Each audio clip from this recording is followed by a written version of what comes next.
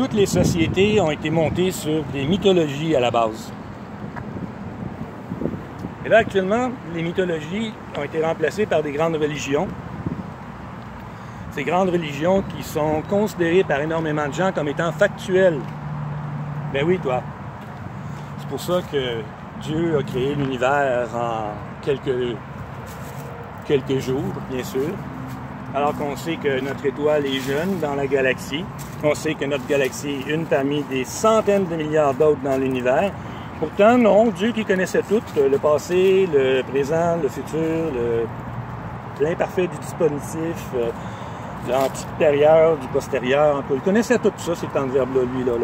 Puis il n'a pas réussi à imaginer autre chose qu'une planète créée en quelque temps, qu'un être humain qui a été créé.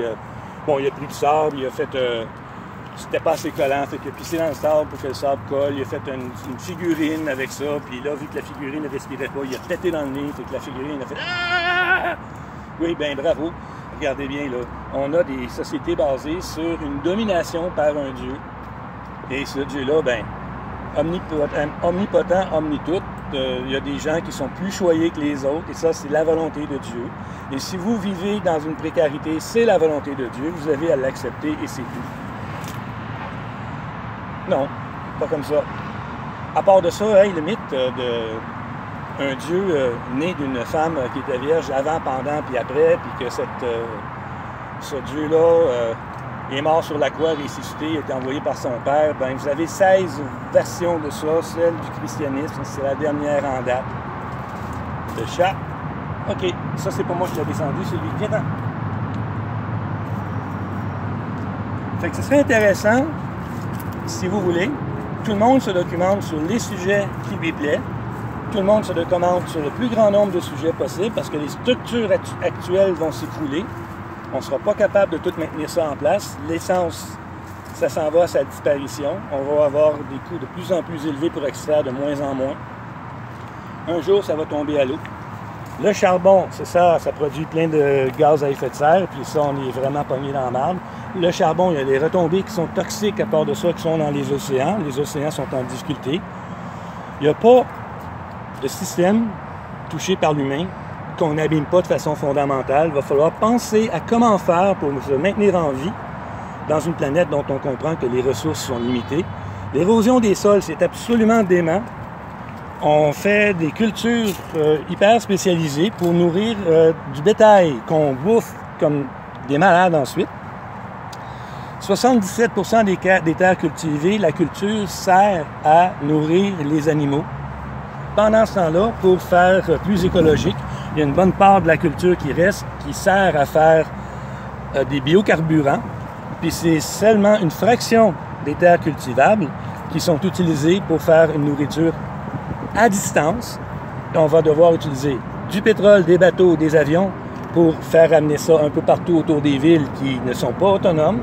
Fait qu'il y a d'autres choses à faire, d'autres choses à penser. Comment faire pour qu'une ville comme New York ait de la nourriture produite en grande proximité, parce que tout ne peut se faire qu'à pied ou bien qu'avec une charrette, avec un cheval en avant. On s'en retourne vers ça, qu'on le veuille ou non. Avec le rapport Meadows, si vous le regardez bien, il y a des courbes qui sont présentées là, qui racontent à quel point on surexploite, puis la courbe de la population. Et puis, si on regarde bien, avec la surexploitation, on voit que la population est capable d'augmenter. Mais à compter du jour où la surexploitation fait que, bon gré, mal gré, on n'est plus capable de maintenir notre train de vie, bien, on voit que la courbe de notre exploitation retourne vers le bas brutalement et que la courbe de la population, elle aussi, suit. Alors, ou bien on se prépare et puis on ne mange pas une hostie de grosse claque, ou bien on se prépare pas puis là on s'en va vers des guerres civiles. C'est à ça qu'il faut penser. C'est pour ça la nourriture en grande proximité. Et puis c'est pour ça, à part de ça, que effectivement, je suis fatiguant avec ça, je le sais, mais si vous apprenez à méditer, vous allez être capable de survivre calmement, malgré une quantité moindre de nourriture, tandis que vous avez toujours l'habitude que tous les repas doivent être très carnés, très viandus. Vous allez vous retrouver un jour avec ce qu'on sait déjà être la vérité. La guerre civile est toujours à 5 repas de distance. OK, c'est très encourageant, là, mais c'est ça vers quoi on est. Énormément de chercheurs parlent de ça. Allez regarder sur Internet, ça vaut la peine de trouver des sites qui explique les choses d'une façon cohérente. Faites le tour, faites l'inventaire des sujets qui sont bien présentés.